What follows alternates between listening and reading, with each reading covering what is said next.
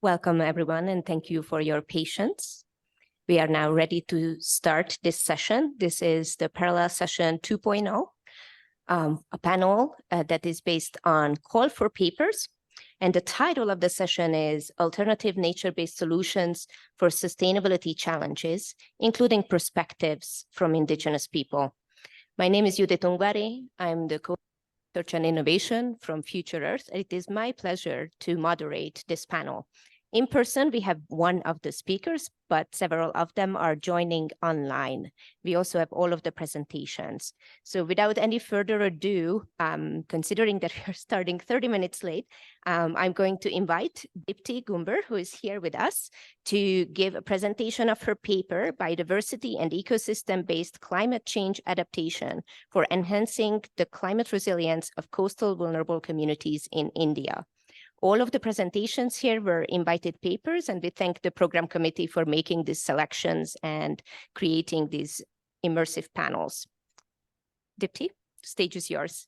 And we are going to pull up the presentation, which we saw before. Yeah. It's great. Thank you.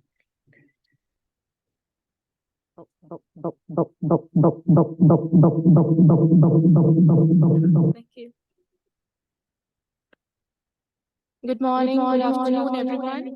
We're so sorry for the delay. I would like to make up for the delay. I've got some candies for all of you in India. I would request the volunteers to please hand over. I would just like to give you a hint that it's a tangy with salt mix in the center of the candy. It's a bit of zing if you don't prefer. I'm just, but it's a very good one. Please enjoy. Okay. I'm short. Thank you so much, all of you. Actually, I would first like to introduce myself. I am Deepthi from India. I am a researcher. I work with communities on nature-based solutions using ecosystem-based approaches. We find solutions and implement those solutions on the ground. But before delving into what we have done, I would just like to give a minute of background with your permission. For this particular project on the west coast of India, the team had gone actually to build the capacities of the local communities for building resilience towards disasters. There are a lot of disasters that the community is facing, like the cyclones, storms, floods, droughts, untimely rainfall. The sowing and the harvest period had to be changed. So we had gone for disaster risk reduction, but when we went there, we found out that it's the whole area that's the problem. The problem is much larger than just DRR, than just disaster risk reduction. It has to be an integrated approach, the entire ecosystem-based approach that we have to follow. Just going into the introduction, the state of Gujarat on the west coast of India is prone to several disasters, as I mentioned just now. Majorly the storms, windstorms, the cyclones that get a lot of soil into the salt into the soil and air, water. So everything gets difficult. Living, livelihoods, everything gets difficult for them. We might not realize sitting here, but we went there. We were really disturbed to see the conditions, how the incomes had dwindled a lot, degraded, lifestyles had degraded a lot. Climate change, as we all know, is having a lot of impact, adverse impact on a lot of sectors, including health, agriculture, the coastal ecosystems, the habitat degradation, the spatial and the temporal shifts that's happening, and water availability, water quality. But the local issues that when we spoke to the local people, primarily the local government stakeholders, including the village heads and all, we realized that salt intrusion is a huge problem. Besides that, there are winds that are causing, life damage to their houses, to the infrastructure, the assets, the livestock. We need natural infrastructure wall to be created, then alternate livelihoods to be created, because livelihoods as well as lives had been affected a lot.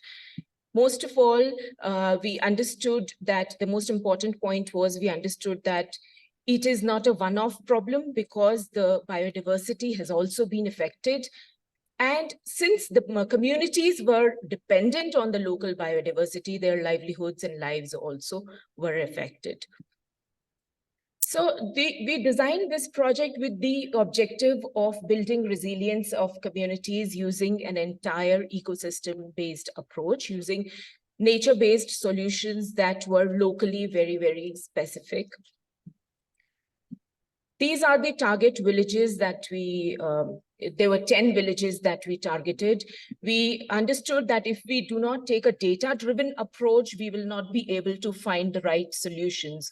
So we designed a thorough primary research with the villagers. It was a household as well as a focus group discussion survey. It was a thorough survey exercise where the focus, I will delve into the further slides.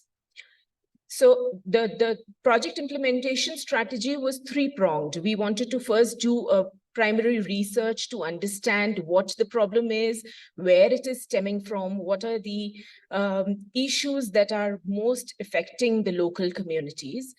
Then we wanted to do a community-based ecosystem restoration approach. We wanted to involve and engage the communities. The last effort that we wanted to do was restore the mangroves or the local biodiversity that was degraded over the years through disasters or anthropologic activities. With this implementation strategy in background, we went to a few government stakeholders who were very kind to help us in implementing the project: the Forest Department, Climate Change Department, and the National Institute for Disaster Management in India. They are the knowledge partner of the Government of India for disaster management. I will now go into activities, and on the bottom of each slide, you will see what is that we are talking about. First of all, I will get into the research part, the survey part that we conducted. Before the survey, we had a reconnaissance survey, which was to speak to key stakeholders in local government, the state government, community heads, women, elderly people, farmers, fishermen. We wanted to be inclusive. We wanted to see what is the perception of each category or each asset or population in the community.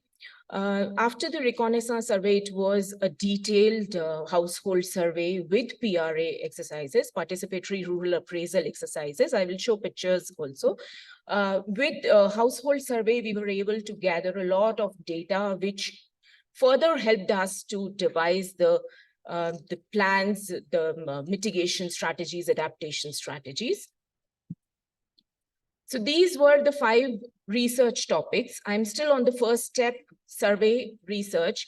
We first wanted to know what is the exact demographic and livelihood details, how the people are living, what is their income generation activity, what is the lifestyle. Then we wanted to know what are their perceptions in terms of meteorological changes or weather changes. Do they really think that it is happening or it is just a jargon?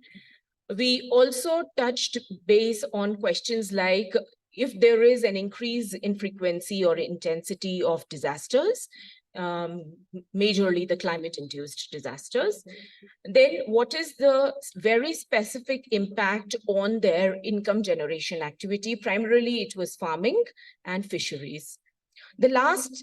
That was the very important point, to understand what are the practices that the indigenous people have been taking over the years to build their resilience to these changes in maybe untimely rainfall. The timing of rainfall has been pushed away for some days. If they have changed the crops, if they were pushed to change the crops or the sowing and the harvesting times. So these were the survey questions, and it was a huge questionnaire which was discussed with all sectors within the community.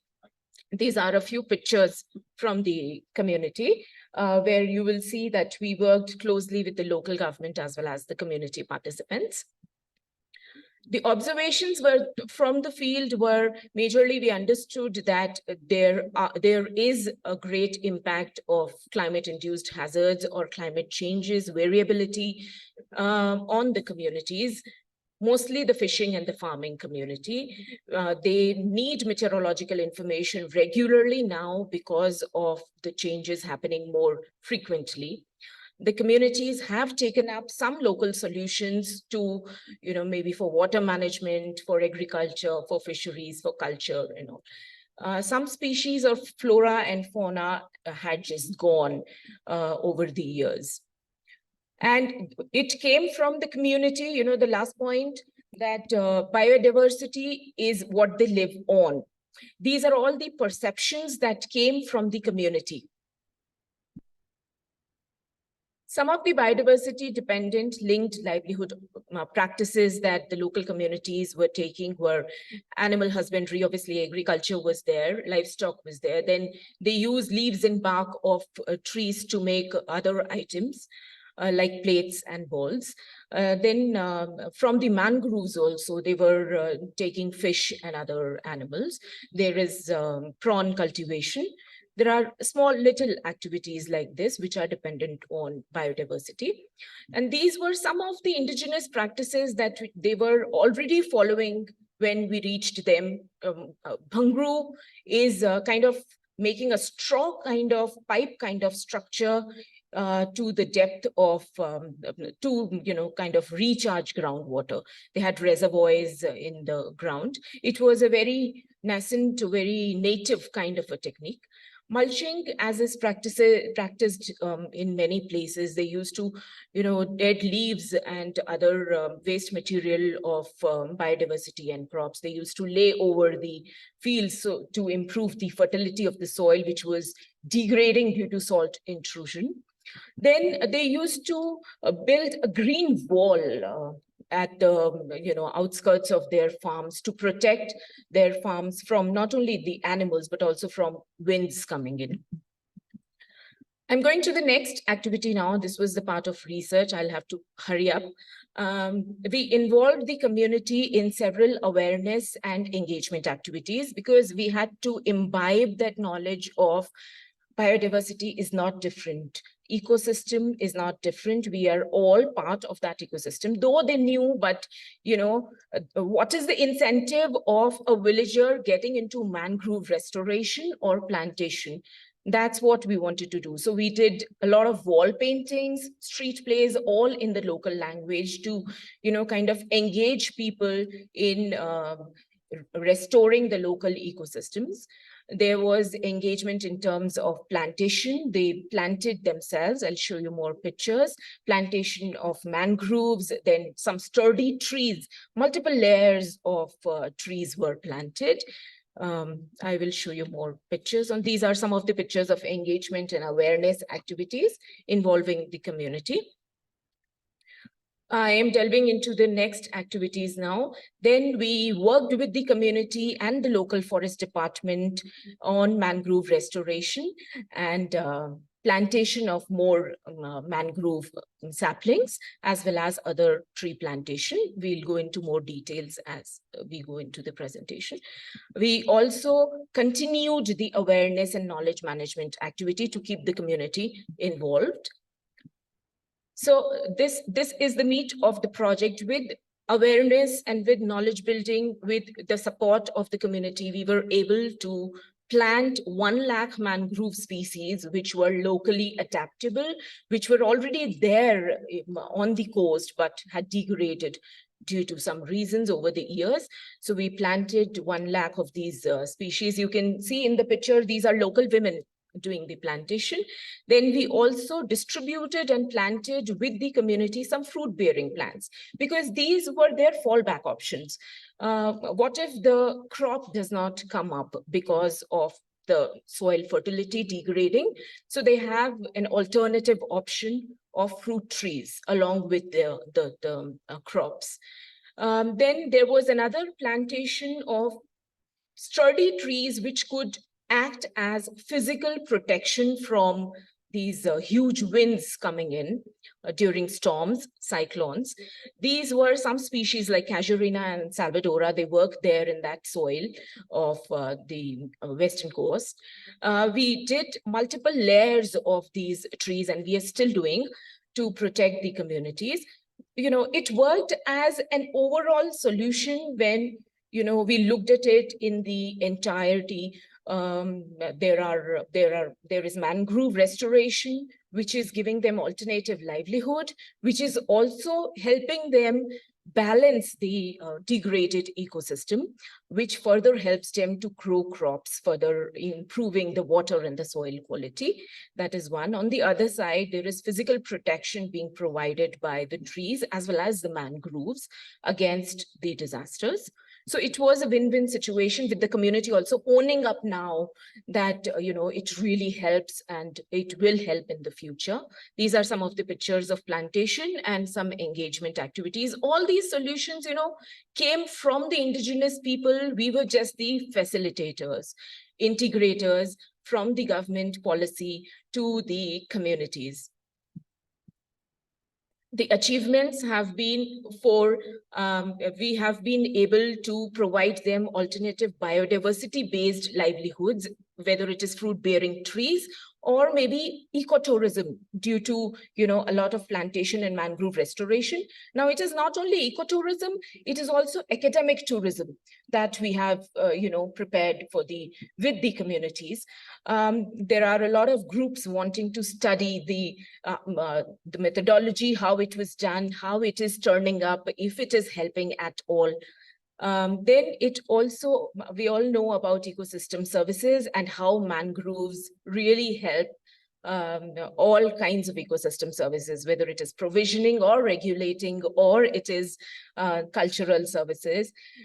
There are some fish that are harvested from the mangroves by the local communities, provisioning, regulating the environment, the water and the air, the soil quality, as well as acting as a buffer. That's what mangroves are doing. Then cultural, they are also helping them strengthen the tourism potential.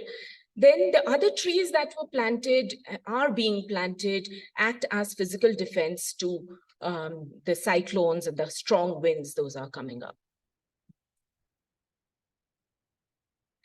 Just a minute. I know I'm running out of time, but I quickly want to highlight the three benefits of mangroves in general, and I would like to urge all the country governments, the local governments and practitioners to get into this practice. Mangrove restoration is the need of the hour and really helpful for ecosystem restoration in whole. The ecosystem services provided by mangroves are regulated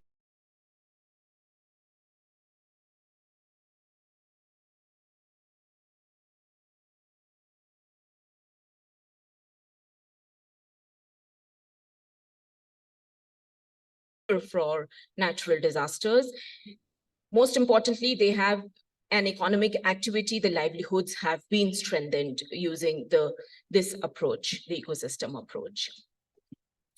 I would leave you with a few questions and solutions.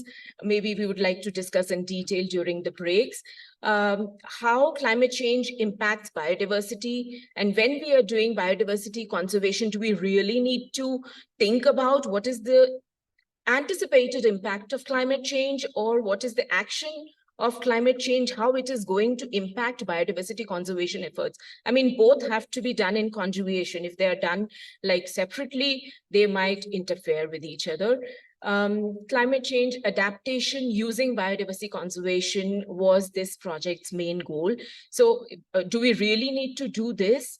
I would leave you all with these questions, but the solutions that we understood are at the helm of biodiversity, climate, and society. All these three need to work in tandem, considering all these three, the nexus when we are thinking of biodiversity conservation solutions, we have to think of the local community. We have to think of the anticipated climate changes, climate variability. I would urge all of you to think about the questions in terms of climate change, biodiversity, and what are the solutions. And believe me, solutions I have seen that work at one place can be replicated, scaled up. They have worked at other places also due to the similarity of the issues. Thank you so much. If there are any questions, I will take. Thank you, Dipti. Thank you, everyone. We are going to wait for the questions at the very end of the session. And now I hope that our colleagues who are joining online can hear us. The next person in presentation timeline should be Nabajyoti Deka. Nabajyoti, can you please unmute and... Yes, thank you very much. Wait 1 second and we will pull up your presentation right here. Sure. Or alternatively, you may be able to share your screen. All right. Let's give that a chance. Great. So you are driving the presentation. I'm just letting you know we are aiming for 10-minute presentations, so please try to stick to the time. Thanks. Thank you very much. I hope my presentation is visible to everyone. It is visible, yes. Okay, thank you. Thank you. So I'll take exactly 10 minutes, then open for question answer. Hello, everyone. This is Nabajyoti here. I teach economics in Delhi University in a B school. And the work which I'm going to present here is an offshoot of my PhD work. So let me give you a very brief context to my PhD work. So it sets the tone for the present presentation. So my work was to examine the socio-economic aspects of the tea industry, specifically focusing on the small-scale tea farmers in Assam and Darjeeling.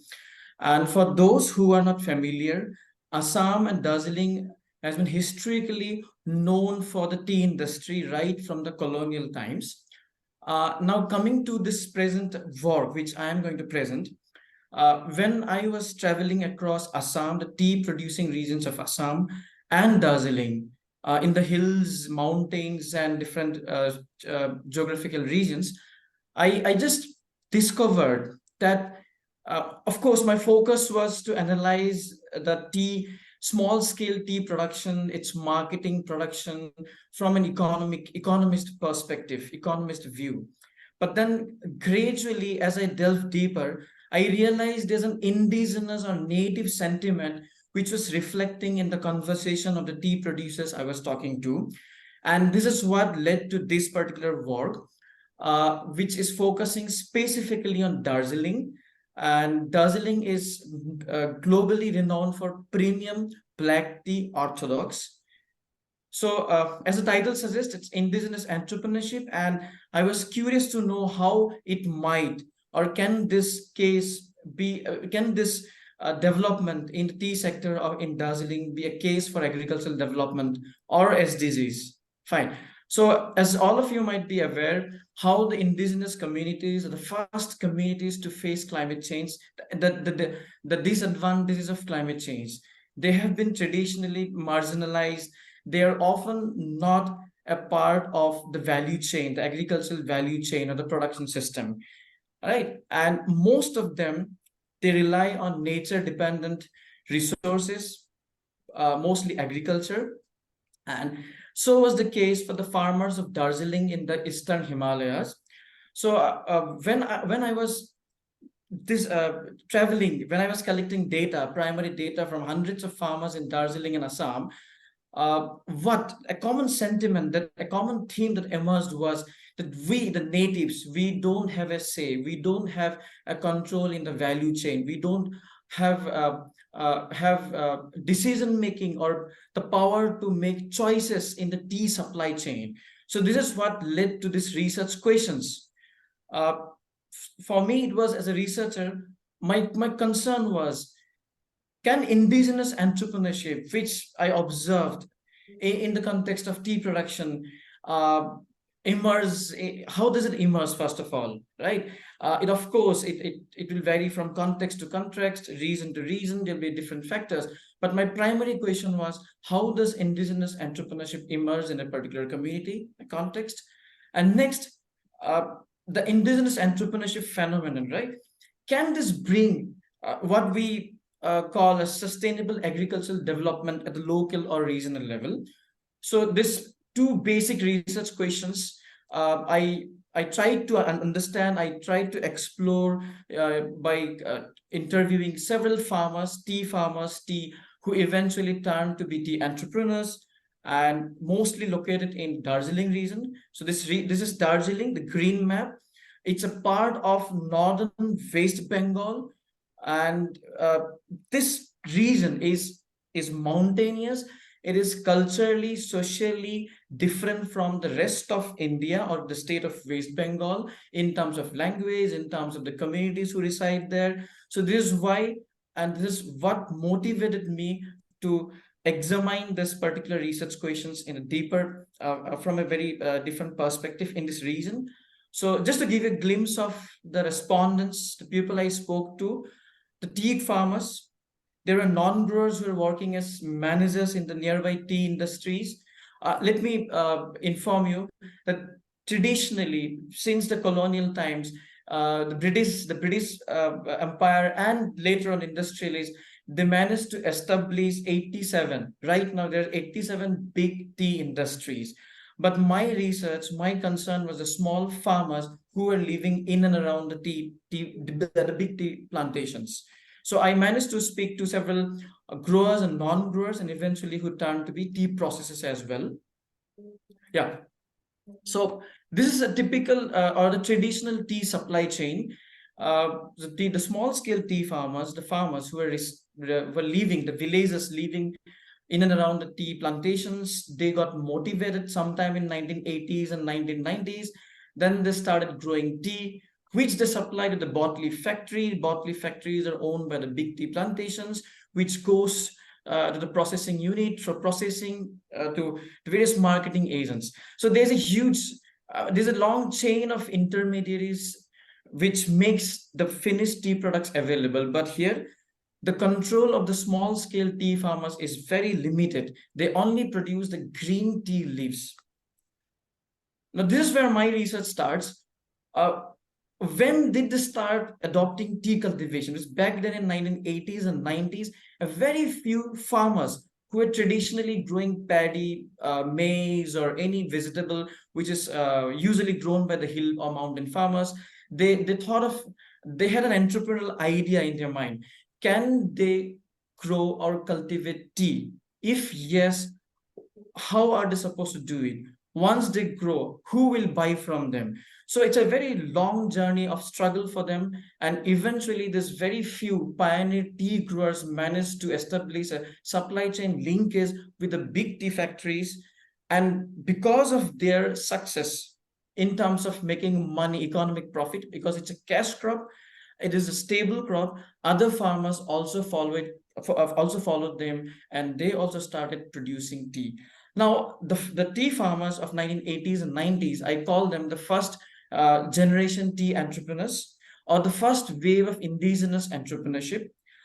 Uh, Coming to the recent developments, what I observed is in the last 5 to 6 years, or in fact more than that, because my PhD was in 2018-19.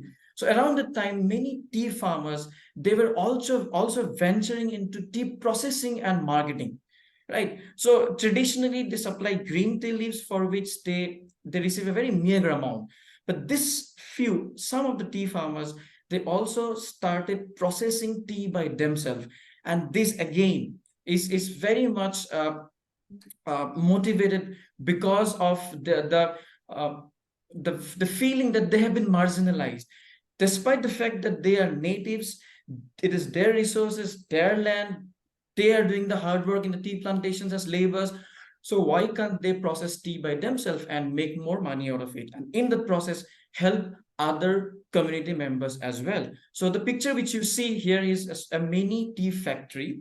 The Tea Board of India has permitted the small scale farmers to have their own processing unit. But of course, there's an upper limit, upper cap. I conducted several focus group discussions and personal interviews. As you can see in this particular slide, there are various tea products which they produce. For example, 80% of the product in Darjeeling is orthodox black tea, often handmade. But those entrepreneurs who could raise money, they also bought machines, equipments to produce more. But some of them who doesn't have enough capital, they process it by themselves using very traditional, indigenous, and very frugal innovation kind of machineries to produce different varieties of tea, including handmade green tea. So this picture is a glimpse of some of the products which they make, and this is the value chain.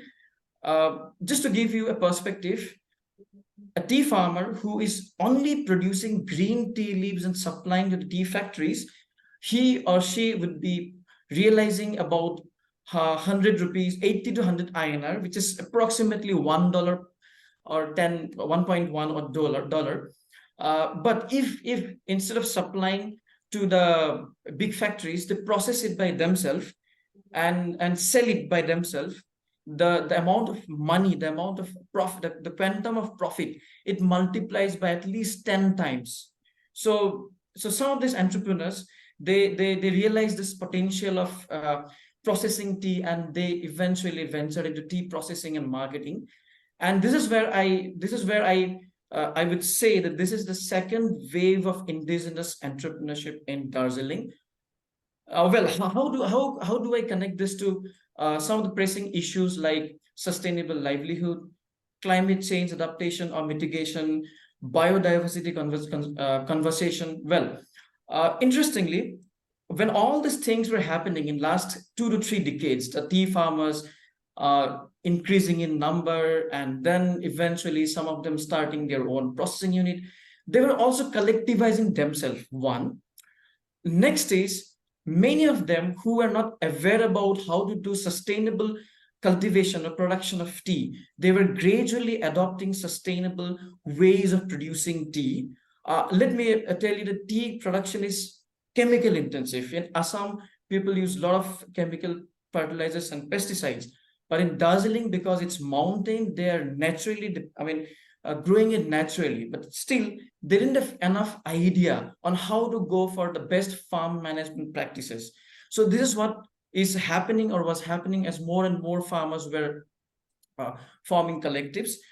When there were entrepreneurs who were establishing mini tea factories, they were gradually gaining control over the value chain. So the new tea value chain is controlled by the small scale tea farmers. It's a bottom up approach. So it's definitely linked to sustainable livelihood, which we can discuss in detail if time permits.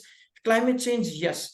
When the moment we say Darjeeling, your time is up. Just letting you know. All right, so I'll just take 1 minute and then wrap it up. Fine.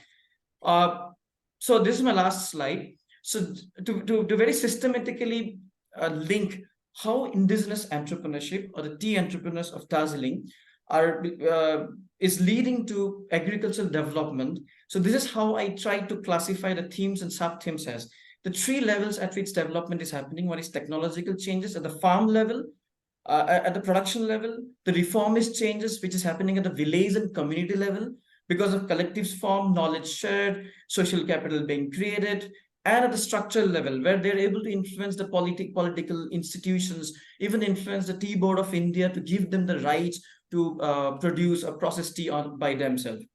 Yeah, so that's all from my side. I'd love to elaborate more on this, but because time is short, so I'd stick to my time limit. Thank you very much for giving me the opportunity.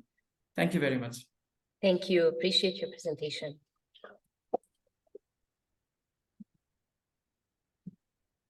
So any questions? We will wait for the end. All right, so I'll stop sharing my slide. Thank you. Please stop sharing your screen. The next speaker would be Charles. Charles, are you ready to present? Charles Kihia from Kenya on utilization of nutrient-dense wild foods such as togotia and mukunga among Kenyan communities. Thank you. Thank you. Can you hear me?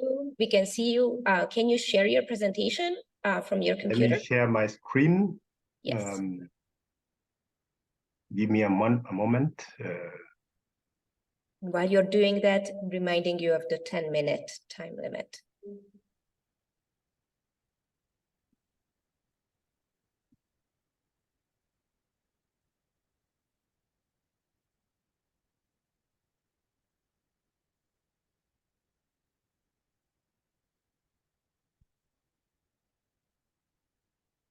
So,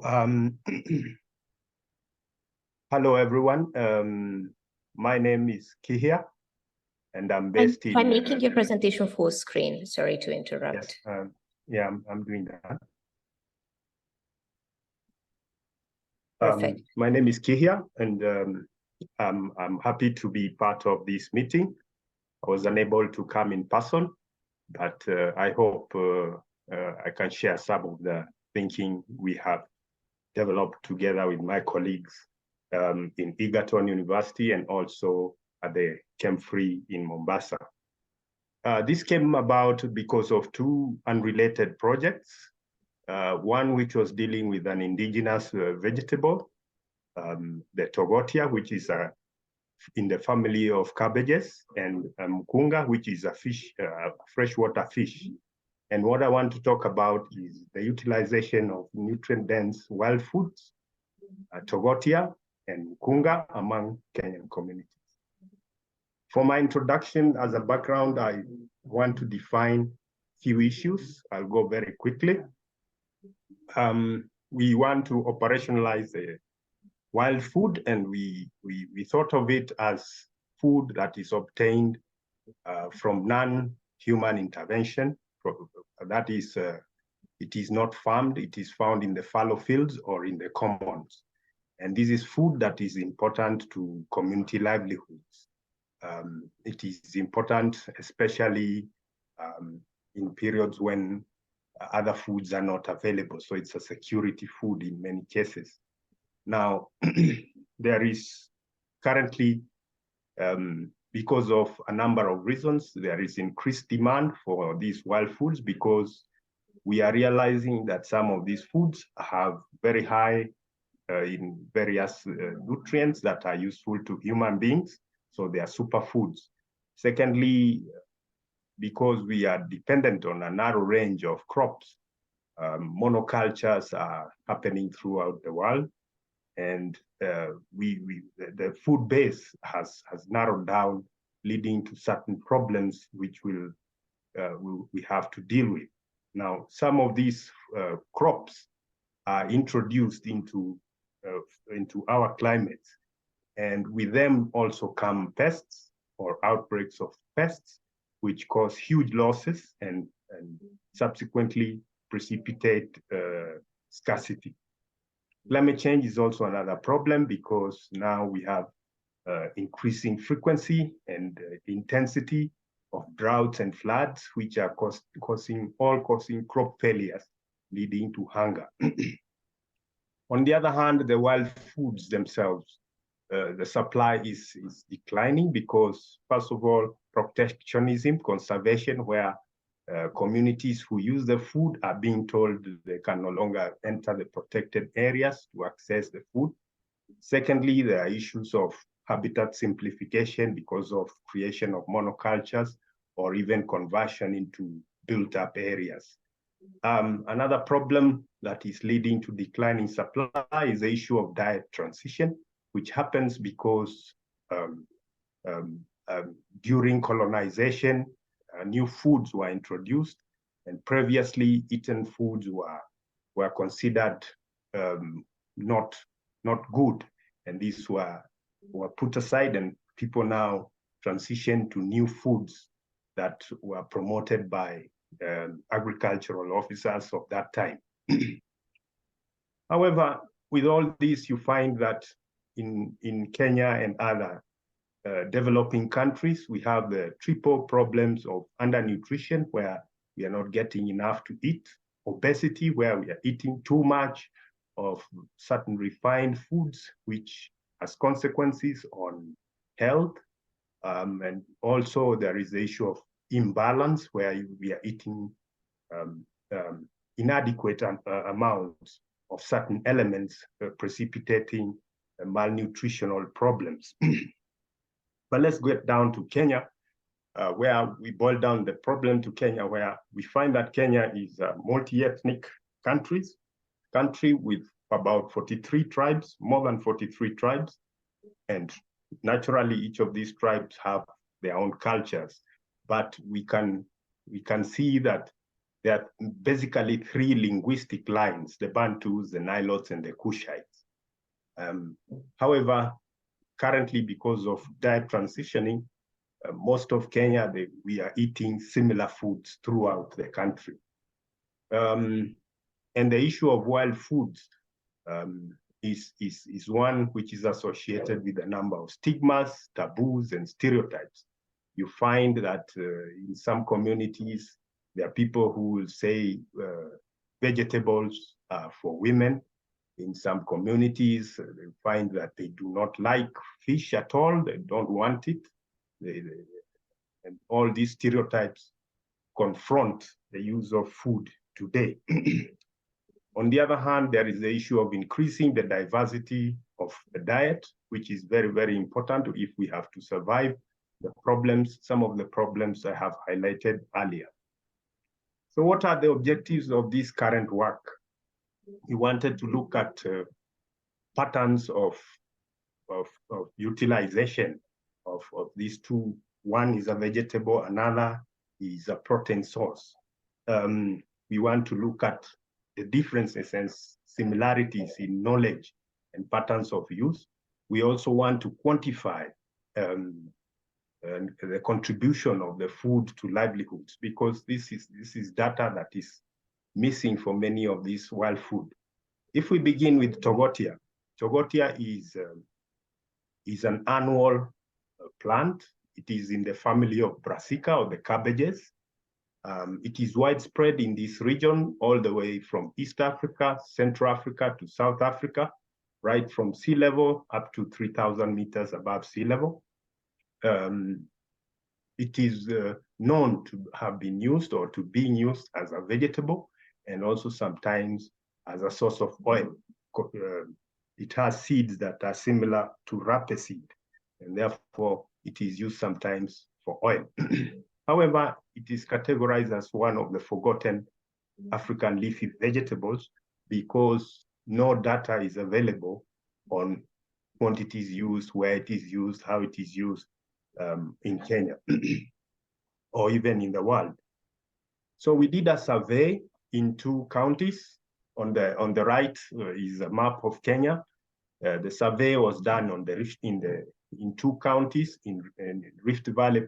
Rift Valley is a region in Kenya, the interior of Kenya. We did it in 2 counties. One is Nakuru, the one in reddish, I think, or brownish, which is an agricultural county, and Baringo County, which is neighboring, is to the north, and it is shown in blue. This is an agro-pastoral county, which has slightly lower rainfall. We interviewed over 415 respondents for this survey. For the Mukunga survey, to define, Mukunga is a type of freshwater fish, which is catadromous, which means it breeds in the ocean. It breeds in the Indian Ocean and travels all the way to the African continental shelf, moves upstream, and we live for long periods in upstream locations. Elsewhere, for example, in America, in Europe, and also in Japan, or even Australia, eels are a very highly regarded indigenous food. But in Kenya, there is no record of local consumption of this particular fish. So we did a survey in 2 catchments, 2 east-flowing rivers in Kenya. One is Athi River. This is the 3rd largest river in Kenya. It rises on the eastern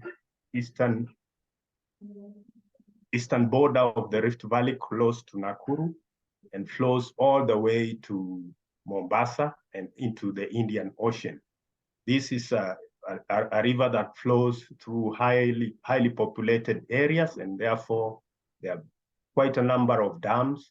There is quite a number of pollution discharges from the major metropolis of Nairobi and Machakos and other industrial establishments.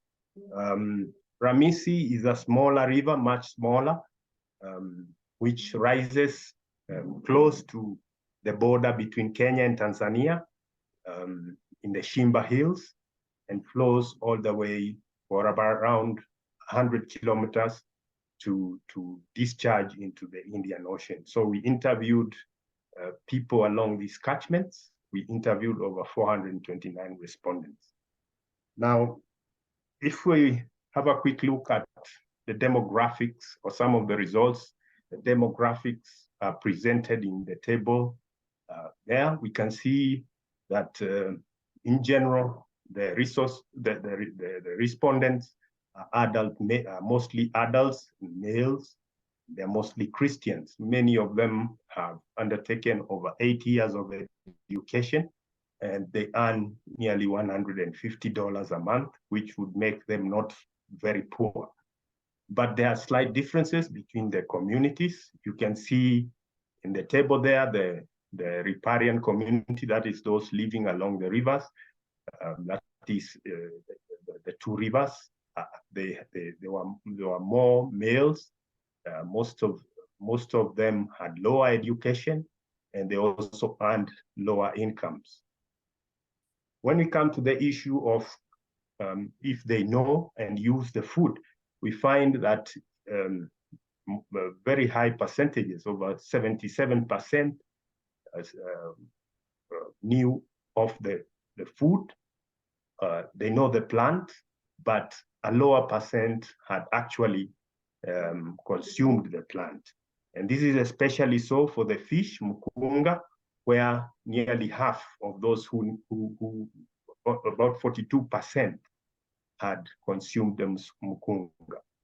We looked at the data to see among the users where they come from, categorizing them from rural to peri-urban to urban. We see that there is a rapid decline in levels of use as you go away from the rural setting for both types of wild food. And we thought this is primarily because of availability and access to the resource.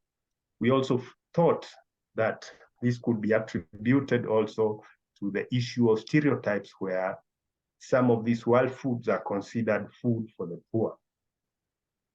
We consider the issue of religion and ethnicity. If we begin with the ethnicity, we see that in general, for both wild foods, Bantus are the most important exploiters. But when you look in greater detail at the two foods separately, you find that, for example, pastoralistic Maasais and Kushites, Somalis, and the others, they do not utilize both types of food. We expected, for example, the Western Bantus and the Lake Nilotes, who had been brought into the riparian zones in order to exploit the fish. This was a government policy that was done previously. We expected them to be among the most important users of the resource, but we did not find that to be so.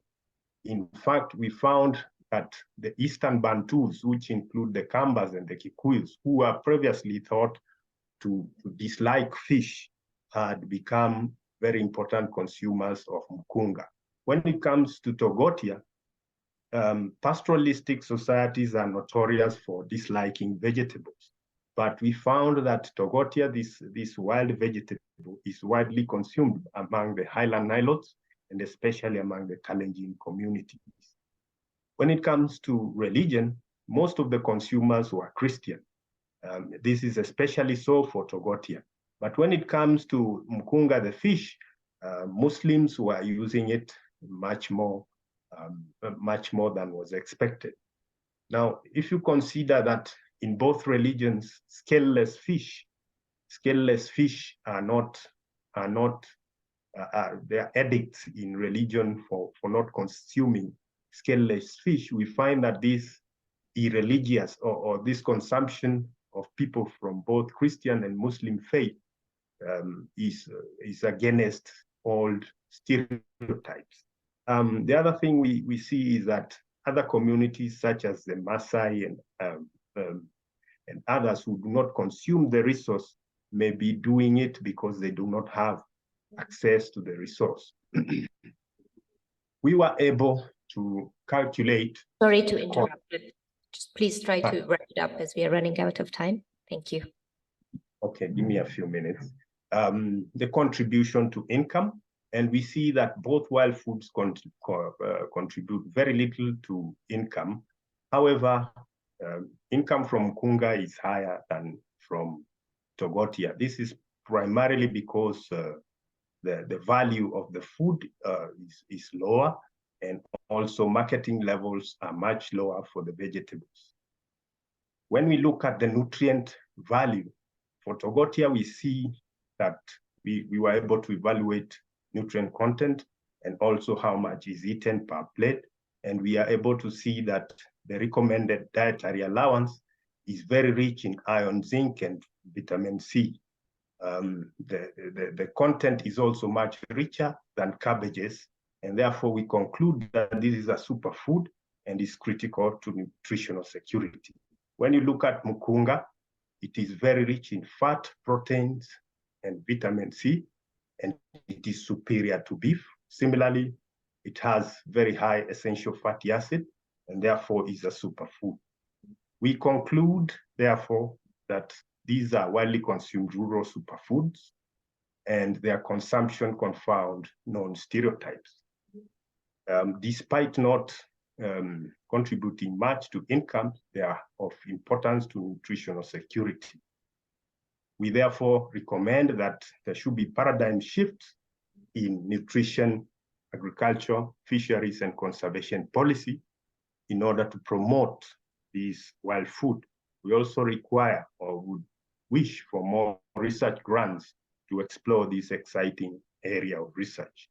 I would like to acknowledge many colleagues who are not mentioned here in details.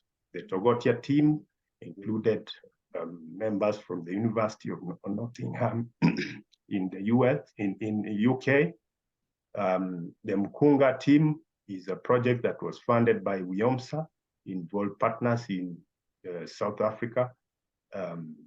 The local community provided much of the information, and we thank the conference organizers. Thank you. Thank you. Thank you so much.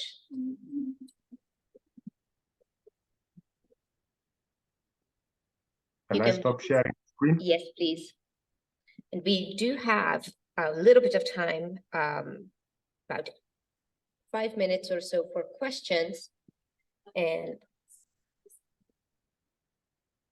the last speaker is not in the webinar. No. So I don't know. No. Rangalakshmi Raj, can you hear us? You are available. I see that in the chat.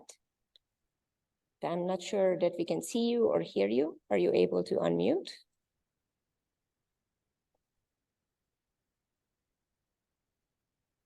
I don't know if the technical team can bring someone out from backstage. ¿Alguien nos puede ayudar? Porque el ponente no puede hablar.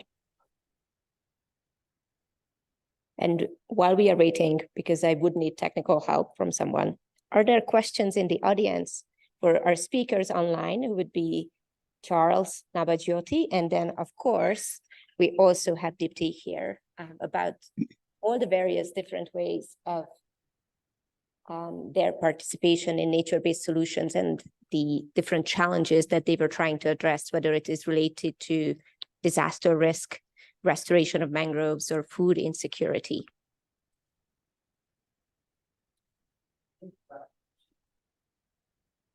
Okay, yes, Rangalakshmi, can you Yes. hear us? See us? Can you speak? Yes, Yes, please. definitely. Can you Yeah. share your screen and Sure, do sure.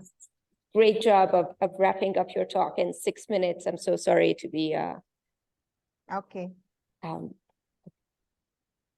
rushing you. Okay. If you can put Can full you see? screen, that we are going to be able to hear your presentation as well on weed flora and field margins. Yes. Go ahead. Yeah, thank you very much. And this is about how the weeds are being treated as a kind of an beneficial sources for pollinators. Pollinators play a major role in the crops, especially more than 75% of the crops are depending on cross-pollination, and insects plays a major role. There were several challenges associated with the changes, especially the habitat changes plays a major role apart from the climate change.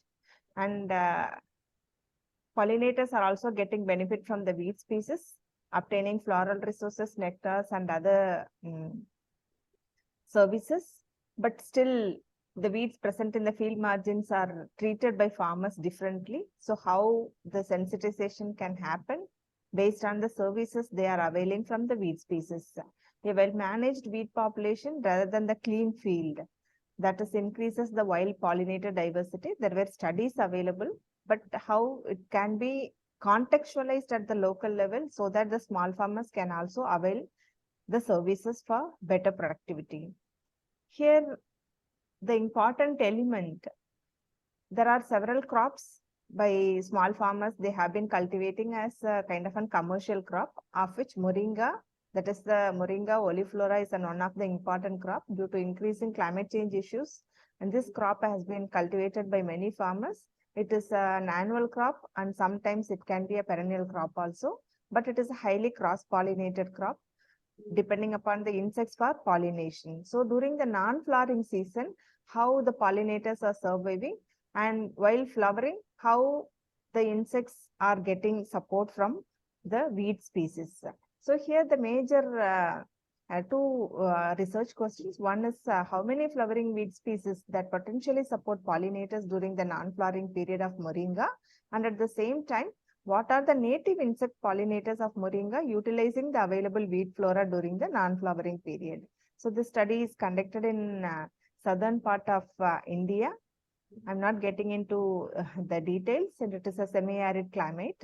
And this is the kind of methodology we have adopted, and how the different parameters have been recorded in the field, and also selected weed species, how the focus has been given, and analysis, how the data has been analyzed. Here, the biodiversity indicators, especially the diversity as well as the abundance indicators, were calculated to understand both the weed species as well as the pollinator species. And based on the results, we could able to see more than 3,300 flower visitors were recorded and 49 weed species in the moringa fields, and of which there are 16 different families, that is the crops or weed species families were recorded. And when coming to the next the details, the 20 species of flower visitors were recorded on weeds in the moringa fields. Of this, 11 were from the order Hymenoptera. Hymenoptera is basically bees, which is including Apidae as well as Halcytidae. And when you see the differences, the first family basically kind of an Apidae, that is the mostly bees. It includes honeybee, dwarf honeybee, stingless bee, blue-banded bee, and white-banded bee. These bees contributed more than 53% as a kind of an abundance, and the species richness was also recorded in that. And basically many of the species have been depending upon the crops for either nectar or pollen, but both the cases, both the nectar and pollen dependence was high in many of the weed species. Likewise, for all the weed species, the species dependence as well as abundance has been recorded in the field. So based on the number of the flower visitors on weed species, 49 out of the total weed species, 4 were categorized as highly attractive, 21 was attractive, and the remaining were less attractive species. So when we come to the flower visitors and common weeds, there were 3 weed species which attracted more number of flower visitors. That is the Leucospora, and the minimum in the Euphorbia hitta, that is the another species which is widely present in that particular location. When it comes to abundance, it was higher in Hymenopteran species than in other orders, that is in the pollinator category. And moreover, of the 20 insect species, 6 were dependent on the weed species of both nectar and pollen, and the remaining 14 were dependent only for the nectar. So this is the dependence of the weed species on the pollinators as well as the pollinators density in that particular region. These are all the some weed species which supporting the pollinators, and you can see in each and every flower there are few insects which are supporting the pollination in the moringa species. And this is also another set of weed species which are present in the moringa field that is supporting the pollination initiatives. So here the basic elements, as I said, the 3 weed species, the Leucas aspera, then Gynandra as well as the Abutlan indigum. These are all the 3 weed species which support more number of pollinators than rest of the species. In terms of pollinator species diversity, that is in the insects, 14 different species were visited the Leucas aspera and 11 species in Gynandra and Abutlan indicum, of which the social bees, that is Apis cerina and Apis florea and Tetragonaloba iridipensis were the most common visitors to each of the 3 selected weed species, accounting for different level of infestations. So when we come to the overall insect pollinator and the selected weeds, you can see the total number of visits against different weed species, of which you can see the bees, as I said earlier, they play a major role in identifying or categorizing in those weed species. When we study its the diversity aspects, basically the 3 selected weed species, the calculated Shannon diversity index was higher in the Abutlan indicum, that is the first one, followed by Leucas aspera, and then the Simpson diversity index was also similar in all the 3 weed species. The interaction pattern between the insect pollinators and selected weed species based on the field observation as well as the results, the Serena indica and Florea, there are 2 pollinators visited all 3 selected weed species, while the frequency of the visit of the particular species was significantly higher in the Gynandra species. Like that, we could able to see the specific association also among the species. And this graph shows how the interaction between the different pollinator species, that is the top is the pollinator species and down is the 3 important weed species. You can see the Tetragonaloba, that is the middle one, that is a big band, which is depending upon the Cleum Gynandra, that is the particular weed species. The Apis, there are 2 species in the front, that is depending upon the Leucas aspera. Like that, we can see the association as well as the pollinators, how they are depending on the weed species. So from the study, it is evident that 49 weed species that coexist with the moringa species, moringa field, during the off season support the pollinators. That is the one point. And the second, the presence of weeds with attractive morphological features, that is the large flower shape, color, qualitative traits, especially the fragrance, nectar, pollen. These are all another set of factors which is governing the pollinators density as well as the diversity. Then the third point, more than 70% of the flowering period of the weed species coincide with the non-flowering season on moringa. So it shows that the weed species are essential for supporting the pollinators. So how farmers should be following the weed management strategy, so that we need to understand. Of these 3 specific weed species attract more moringa pollinators more than other species. So how these population can be maintained over a period of time? For farmers, they see all weed species as one, but the differentiation based on the study will support farmers to devise some of the identified strategies at the field level. Of the 20 observed flower visitors, 15 were moringa pollinators pollinators belonging to the order, and the bees are the dominant ones. Understanding the diversity of weeds, their habitats, their flowering patterns, and the weed pollinated network is crucial in designing the management strategy for conserving and augmenting the pollinators in the species which are depending on cross-pollination. Here, the current intensive weed management practices are not conducive to such biological interaction and outputs, because many places they use a kind of a physical weed control measures, completely removing the weeds or using the chemical methods where herbicides are sprayed. So the whole community is getting washed off during the non-flowering period. So this particular study provide a kind of an field level inputs how farmers should manage the weed species during the off season and maintain the diversity for both the pollinators as well as the different plant species, especially they call it as weed during the top season. This indicates the necessity of retaining or managing weed species around moringa fields in a certain ratio that we need to again study further to decide which pattern they should maintain, and it needs further investigation to develop as an important crop husbandry practice parallel to model flower strips. Flower strips has been a kind of a practice in most of the Western countries where payment for ecosystem services are also included. But in the context of India, where the payment of ecosystem services is still not a practice, but we can motivate the farmers to make smaller changes in the cropping system so that the biodiversity can be enhanced both at the crop as well as the insect pollinators level. With that, I conclude my talk. Thank you very much. And this has been a kind of a great opportunity, but due to visa issues, I couldn't come in person. Thank you so much. Thank you, Rangalakshmi. That was a wonderful, very speedy presentation. And with that, I do want to acknowledge that we are 5 minutes over time and it is lunchtime. So I would completely understand if the participants who are here in person are going to prioritize lunch. I think these presentations were really different, but they were really related to the controversy presentation that we heard just in the session before about sustainable agriculture, food security, and biodiversity. They were addressing the challenge from very different perspectives. They related to the importance of the crops that are local, indigenous, have been used and perhaps neglected, but also mentioned the importance of farming and how that can also play a really important role in livelihoods.